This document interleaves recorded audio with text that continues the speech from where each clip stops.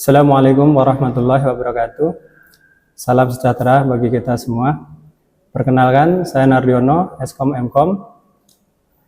Saya merupakan dosen tetap program studi Teknik Informatika S1 Universitas Pamulang. Sebagai dosen pengampu mata kuliah struktur data. Mata kuliah struktur data merupakan salah satu mata kuliah wajib yang ada di program studi Teknik Informatika S1 Universitas Pamulang yang ditempuh oleh mahasiswa semester 3. Mata kuliah ini terdiri dari 3 SKS, ditempuh sebanyak 21 kali pertemuan dalam 100 menit. Sebagai capaian pembelajaran mata kuliah struktur data, setelah mempelajari mata kuliah ini, mahasiswa diharapkan mampu mengelola tugas secara mandiri, menetapkan dan mengukur tujuan, serta mengumpulkan dan menganalisis data untuk memformulasikan solusi dan menulis kode program yang efektif dan efisien sesuai dengan prosedur standar pada bidang pengetahuan teknik informatika. Materi yang akan dibahas pada mata kuliah struktur data adalah untuk pertemuan pertama membahas tipe data dan hierarki. Untuk pertemuan yang kedua membahas array dan pointer. Untuk pertemuan ketiga, membahas struktur data dan record. Untuk pertemuan yang keempat, membahas single stack. Untuk pertemuan yang kelima, membahas double stack. Untuk pertemuan yang keenam, membahas linear queue. Untuk pertemuan yang ketujuh, membahas circular queue. Untuk pertemuan yang kedelapan, membahas double ended queue. Untuk pertemuan yang ke-9 membahas linear single linked list. Untuk pertemuan yang ke-10 membahas aplikasi single linked list pada stack. Untuk pertemuan yang ke-11 membahas aplikasi single linked list pada queue. Untuk pertemuan ke-12 membahas linear double linked list. Untuk pertemuan 13 membahas circular single linked list. Untuk pertemuan ke-14 membahas circular double linked list. Untuk pertemuan ke-15 membahas tree. Untuk pertemuan ke-16 membahas searching linear sort. Untuk pertemuan ke-17 membahas searching binary sort. Untuk pertemuan ke-18 membahas sorting bubble sort dan insert sort. Untuk pertemuan 19 membahas sorting selection sort dan quick sort. Untuk pertemuan ke-20 membahas sorting merge sort dan cell sort. Dan untuk pertemuan yang ke-21 membahas studi kasus mengkreasikan ke program C++ dengan menampilkan menu searching dan sorting. Sistem pembelajaran yang saya gunakan saat pembelajaran mata kuliah struktur data dengan blended learning, yaitu dengan cara pembelajaran tetap, yaitu tatap muka langsung dengan mahasiswa di kelas dengan metode problem based learning, studi kasus, diskusi. Kemudian pembelajaran daring, yaitu berinteraksi dengan mahasiswa melalui Learning Management System atau LMS Universitas Pamulang melalui halaman web mentari.unpam.ac.id. Sistem penilaian yang saya gunakan pada mata kuliah struktur data yaitu yang pertama, bobot 10% nilai untuk kehadiran. Yang kedua, bobot 20% nilai tugas mandiri, tugas kelompok, dan keaktifan mahasiswa di kelas atau saat diskusi. 30% diambil dari nilai ujian tengah semester, 40% diambil dari ujian akhir semester. Berikut akan saya tampilkan video pembelajaran struktur data untuk pertemuan ke-19 yang membahas tentang sorting selection sort dan quick sort. Selamat menyaksikan. Assalamualaikum warahmatullahi wabarakatuh. Waalaikumsalam warahmatullahi wabarakatuh.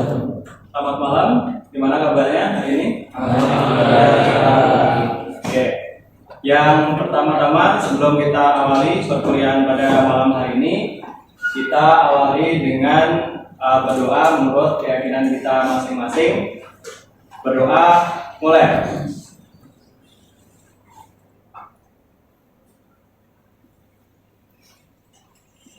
Selesai. Oke, untuk pertemuan kali ini kita akan melanjutkan terkait dengan pembahasan sebelumnya ya.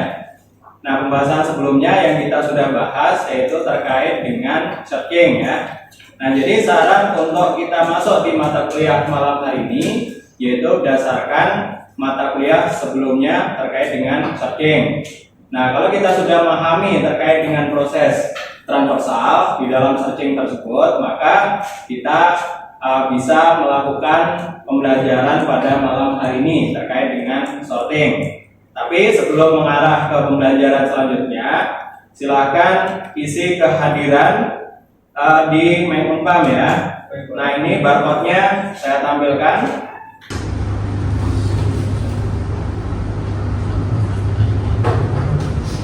Ya. Oke, kita lanjut terkait dengan pembahasan pada materi selanjutnya ya.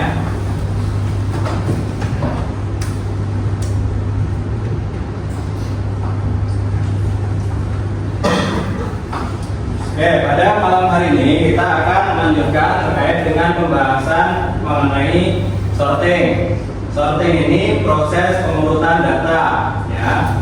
Nah, di dalam struktur data kita sudah memahami bahwa struktur data yang kita buat dalam bentuk berbagai tipe struktur data ya. Nah, diharapkan apa?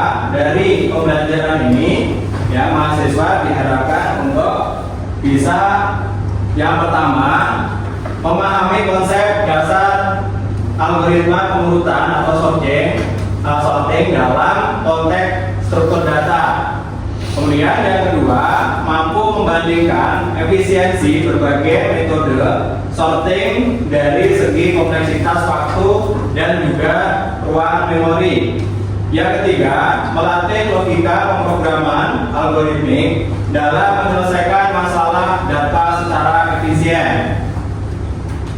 Oke, selanjutnya yang kita akan bahas dalam materi ini yaitu terkait dengan materi yang pertama yaitu selection sort. Ada yang tahu selection sort? Oke, di depan ya, silakan perhatikan. Berdasarkan sumber yang dijadikan referensi dalam membahas selection sort. Nah, ini yaitu terkait dengan data struktur and algorithm in C++, Gottlieb et al. Ya, dan kawan-kawan. Nah, selection sort ini apa? Algoritma pengurutan berbasis perbandingan sederhana yang bekerja dengan memilih elemen terkecil atau terbesar dari array dan menukarnya dengan elemen pada posisi awal. Proses ini akan diulang hingga seluruh array terurut.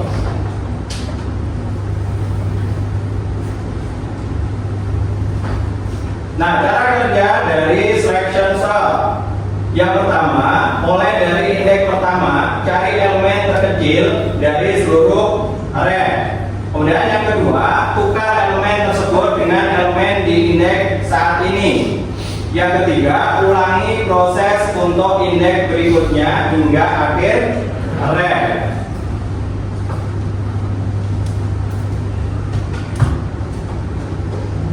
Nah, ilustrasi dari contoh di sini terkait dengan algoritma selection sort, yaitu misalnya kita diberikan data sebanyak 10 elemen array. Nah, datanya dalam bentuk tidak urut seperti yang ditampilkan di depan, silakan diperhatikan. Maka kita bisa lakukan berdasarkan langkah-langkah yang tadi dijelaskan sebelumnya. Nah, dari data yang ada tersebut, maka kita bisa lakukan literasi atau lakukan iterasi dimulai dari iterasi pertama sampai nanti iterasi akhir sehingga data itu sudah menjadi terurut.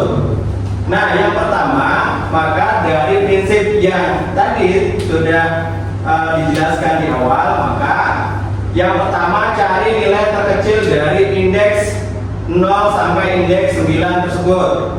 Nah, didapatkan di sini yang terkecil yaitu nilainya 2. Nah, dari nilai 2 maka ini bisa kemudian akan ditukar dengan nilai yang ada pada indeks terakhir tersebut. Kenapa? Karena 2 ini yaitu nilai terkecilnya, ya. Nah, kemudian pada iterasi yang kedua ini didapatkan dari urutan iterasi pertama, ya. Iterasi pertama didapatkan 2, 10, 14, 37, 14, 3, 8, 19, 5, dan 2, 9. Maka dari data yang masih belum terurut dilakukan pada iterasi kedua. Nah, di iterasi kedua, di sini prinsipnya sama. Kita akan terus mengulang mencari nilai terkecil, tetapi dimulai dari indeks setelahnya iterasi pertama, yaitu pada iterasi indeks ke-1. Nah, ini perhatikan.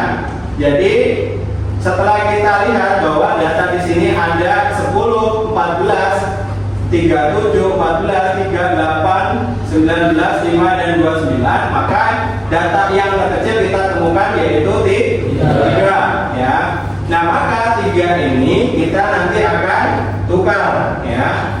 Nah, 3 ini kita pastinya akan ditaruh di indeks yang pertama. Kemudian penukarannya yaitu pada posisi angka pada indeks yang ditinggalkan dari angka terkecil tersebut, gitu ya. Nah, kemudian didapatkan angka hasil dari iterasi kedua yaitu 2, 3, 14, 37, 14, 10, 8, 19, 5, dan 2, 9. Nah, kemudian karena belum terurut maka dilakukan pada iterasi berikutnya yaitu iterasi ke-3 yang akan dimulai dari indeks kedua. Nah, pada indeks kedua ini kita akan cari nilai terkecil juga. Nah, kalau kita perhatikan berarti akan dimulai dari angka 14, 37, 14, 10, 8, 19, 5, dan 2, 9. Maka dari angka tersebut didapatkan yang terkecil yaitu 5. Nah, sehingga nilai 5 tersebut nanti akan ditukar, ya, dengan indeks di kedua tersebut, gitu ya. Kemudian dari angka 5 tersebut, ya, tempatnya nanti akan ditempatkan dari data yang sebelumnya akan ditempatkan oleh angka 5 tersebut. Nah, kemudian kita perhatikan bahwa di sini masih belum terurut. Nah, maka kita akan lanjutkan kepada proses iterasi berikutnya. Nah, pada proses iterasi berikutnya, di sini pada iterasi keempat. Nah, kalau Anda perhatikan dari dasar iterasi ketiga, berarti akan dimulai dari angka berapa? Angka 37, gitu ya. 37 sampai indeks ke-9 tersebut nanti dicari angka yang paling kecil. Ditemukan angka berapa? 8. Nah, dari angka 8 tersebut nanti akan ditukar dengan 37. Nah, sehingga akan didapatkan urutan berikutnya yaitu 2, 3, 5, 8, 14, 10, 37, 19, 14, 9. Nah, dilanjutkan ke iterasi kelima akan dimulai dari angka 14 sampai angka 29. Ditemukan angka terkecil yaitu 10. Nah, sehingga 10 ini akan ditukar dengan posisi 14 yang di depannya tersebut. Nah, ini juga masih didapatkan angka yang belum terurut atau data yang belum terurut, sehingga akan dilanjutkan kepada iterasi yang ke-6. Nah, pada iterasi yang ke-6 di sini berarti akan dimulai dari angka berapa? 14. Angka 14, ya. 14, 37, 19, 14, 29. Karena dilihat ke depannya dari angka ini tidak didapatkan yang lebih kecil dari angka 14, maka pada iterasi ke-6 ini tidak ada penukaran. Kemudian dilanjutkan pada iterasi yang ke-7 dimulai dari 19 sampai ke 29. Nah, di sini Anda perhatikan berarti ada angka yang terkecil dari 19, 37 dan 29. Berarti didapatkan angka berapa? 19. Nah, sehingga 19-nya tersebut ya nanti akan ditukar ya. Nah, kemudian kalau Anda perhatikan ya, pada iterasi koreksi ya, pada iterasi ke-7 ini yang ditukar angka terkecil dari 37, 19, 14, 29 yaitu 14. Nah, sehingga yang harus ditukar yaitu angka 14 dengan 37 ya.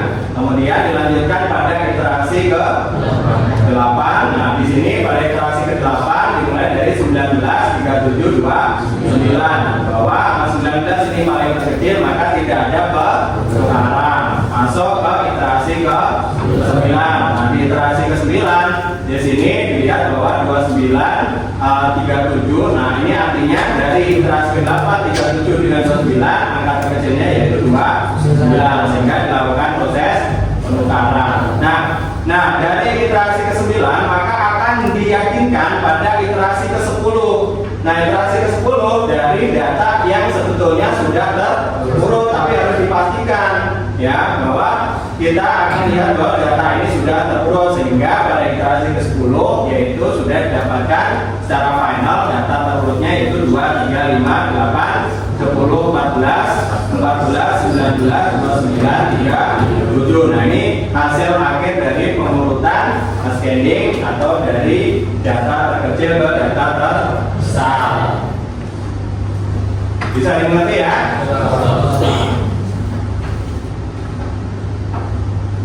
Nah, ini pseudocode ya dari algoritma atau pengurutan data ya nanti digunakan untuk implementasi menggunakan program C++ selanjutnya gitu ya. Dari dasar pseudocode ini Anda perhatikan di sini diawali dari perulangan ya, dari perulangan I-nya kemudian sampai ke elemen yang ada. Misalnya tadi ada 10 elemen berarti dari indeks ke 0 sampai indeks ke 9-nya gitu ya. Kemudian dilakukan pencarian, bisa ditemukan data terkecil itu menjadi sebagai kata kuncinya sehingga nanti akan dilakukan penukaran jika posisinya memang memenuhi syarat untuk bisa dilakukan penukaran gitu ya. Nah, ini prinsip ini sesuai dengan pola ilustrasi yang tadi dijelaskan ya. Oke, studi kasus yang pertama. Nah, ini latihan. Coba diskusikan dengan teman-teman yang di sampingnya ya. Coba ini dikerjakan bagaimana iterasinya dari data yang sama yang tadi dilakukan proses scanning, sekarang dilakukan proses descending. Apa itu descending? Menurunkan data dari besar ke kecil. Nah, artinya di dalam selection sort tadi prinsipnya kita itu bisa memulai atau membandingkan data mulai dari kecil dan juga ke besar. Nah, artinya di sini kita akan mengambil nilai yang besarnya, itu ya prinsipnya. Jadi dari semua data dari indeks ke 0 sampai indeks ke 9 secara urut kita akan telusuri, kemudian jika ditemukan data terbesar maka data tersebut bisa kita taruh di indeks ke 0. Nah, dan dilanjutkan sampai proses itu selesai terurut dari besar ke kecil. Coba, ayo. Boleh langsung dijelaskan coba. Untuk iterasi pertama didapatkan angka berapa? 39. Jadi pertama kita ngecek dari indeks 0 sampai 9 karena yang paling besar itu angka 37, maka 37 ditukar dengan angka 29. Lalu untuk mengecek yang kedua kita cari dari indeks ke 1 sampai 9. Karena yang tadi awal 29 ditukar di posisi 37, maka 29 bertukar posisi dengan angka 10. Lanjut indeks kedua yaitu pengecekan dari 14 sampai 2 karena yang paling besar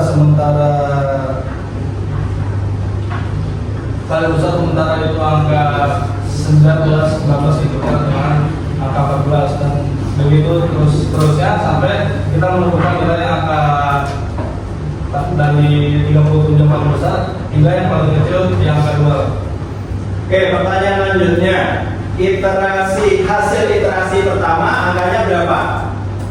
37, 10, 37, 10,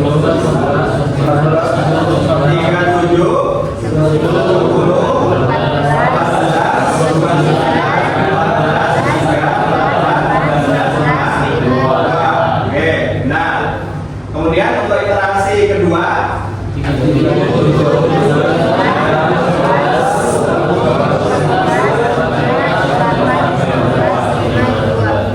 37, 29, 14, 10,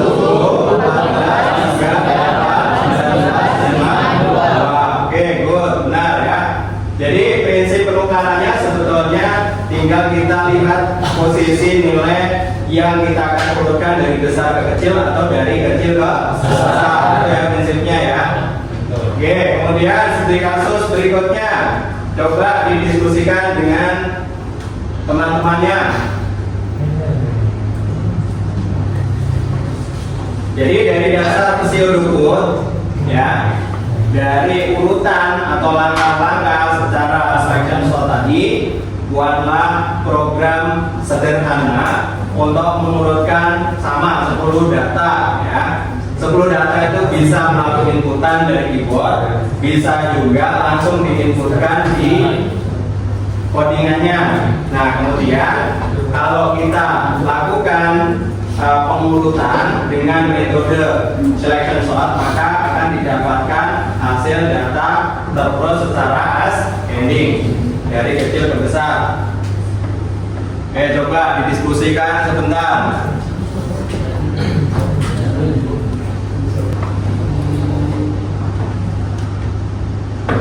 Oke, fungsi selection sort ya. Nah, itu menggambarkan dari pola pseudocode tadi ya, dimulai dari iterasi, kemudian ada sebuah perulangan, ada pemutaran di saat memenuhi syarat yang dipilih kecil atau besar tadi. Oke, coba dikompil hasilnya. Data sebelum diurut, kemudian di bawah data setelah diurut. Perhatikan iterasinya. Ada iterasi pertama sampai iterasi ke-9, kemudian di akhir didapatkan data yang sudah terurut gitu ya.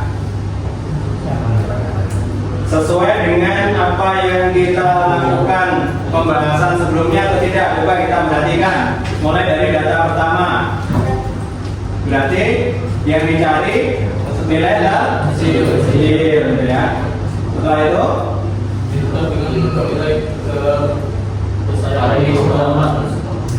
ya, karena pencariannya dimulai dari indeks ke 0 ya, dan didapatkan angka kecilnya itu kebetulan di indeks akhir, maka ini akan ditukar ke posisi 29, sehingga iterasi pertama dapatkan angka 10, 14, 13, 14, 13, 8, 9.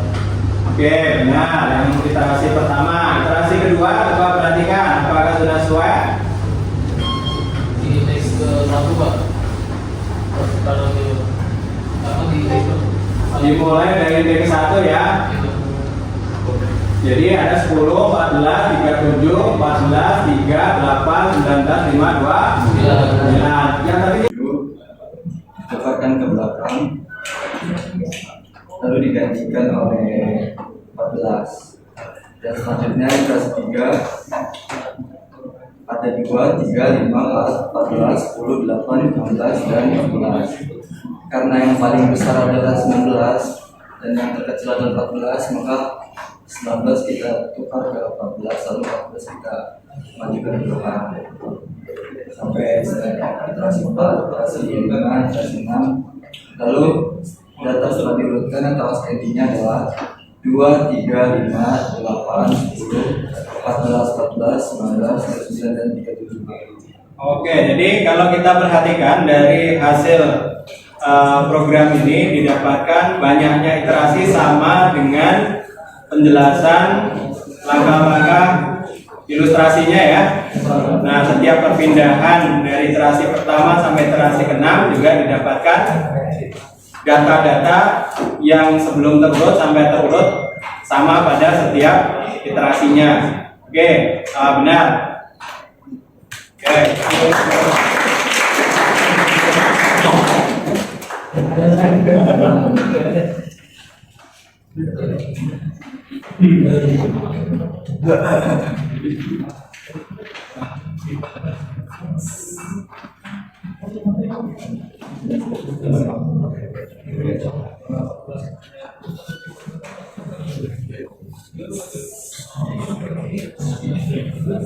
Oke, jadi apa yang kita sudah pelajari pada pertemuan malam hari ini ada 2 algoritma sorting ya. Oke, dasar kita bisa mengerjakan atau mengurutkan data berarti harus memahami yang namanya searching atau pencarian data ya secara transversal. Nah, dari 2 algoritma secara sequential sort dan juga algoritma quicksort, maka kita bisa simpulkan bahwa berdasarkan aspek metodenya selection sort ini bisa kita katakan sebagai pemilihan langsung gitu ya artinya ya. Kemudian quicksort ini yaitu divide and conquer ya, artinya tadi apa, mempartisi dan menyelesaikan gitu ya.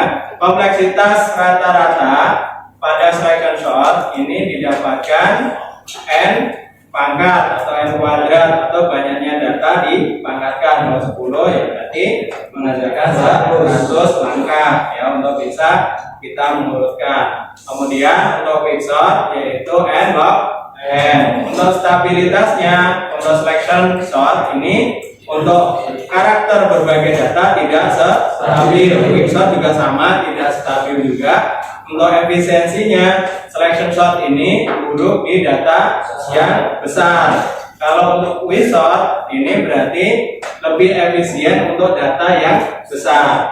Kemudian untuk alokasi ruang tambahan ya di sini kompleksitas waktunya yaitu tidak tergantung jumlah data ya, di sini satu berarti tidak tergantung pada jumlah banyaknya data gitu ya. Kemudian kalau secara quicksort di sini log n rekursif gitu ya. Kemudian untuk aspek implementasi ya, selection ini kecenderungannya dari ilustrasi sampai kita membuat fungsi program bahasa C++ lebih mudah dipahami dan lebih mudah dipraktikkan gitu ya. Kemudian untuk quicksort ini perlu pemahaman lebih terkait dengan posisi pivotnya gitu ya. Jadi itu yang perlu dipelajari kembali terkait dengan status pivot dan rekursif kiri yang bagaimana, rekursif kanan yang bagaimana. Ya, untuk pertemuan hari ini